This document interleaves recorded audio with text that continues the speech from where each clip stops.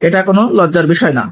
মহিলাদের যৌন আগ্রহ বা চাহিদা কমে যাওয়ার পিছনে কয়েকটি বড় কারণ আছে, সেটা আজকে আলোচনা করব। প্রথমত, হরমোনের পরিবর্তন, বিশেষ করে এস্ট্রোজেন হরমোন কমে গেলে বা মেনোপজের সময় এটা স্বাভাবিকভাবে চাহিদা কমে যেতে শুরু করে। দ্বিতীয়ত, মানসিক চাপ এবং বেশি বেশি দুশ্চিন্তা, যেমন পারিবারিক সমস্যা এবং আত্মবিশ্বাসের অভাব, এর ফলে চাহিদা কমে যেতে শুরু করে। তৃতীয়ত, শারীরিক সমস্যা, যেমন থাইরয়েড হরমোন, ডায়াবেটিস, রক্ত স্বল্পতা এবং দীর্ঘদিনের অসুস্থতার কারণে চাহিদা কমে যেতে শুরু করে।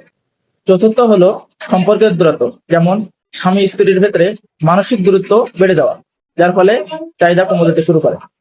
এই সমস্যা থেকে বাঁচার উপায় কি বা করণীয় কি?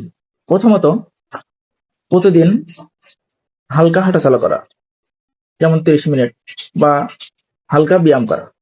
দ্বিতীয়ত, হরমোন সমৃদ্ধ বা হরমোন ব্যালেন্স করে এমন ধরনের খাদ্য খাবার খাওয়া, যেমন আয়রন, প্রোটিন, ফলমূল এবং সেই সাথে বেশি বেশি শাকসবজি গ্রহণ করা। স্বামী স্ত্রীর মধ্যে খোলামেলা কথা বলা। মানসিক যোগাযোগ সব থেকে গুরুত্বপূর্ণ। পর্যাপ্ত পরিমাণে ঘুমিয়ে নিন, যেমন 6 থেকে 8 ঘন্টা।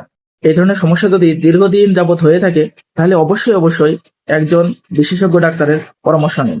একটা কথা মাথায় রাখবেন, এটা কোনো লজ্জার বিষয় না।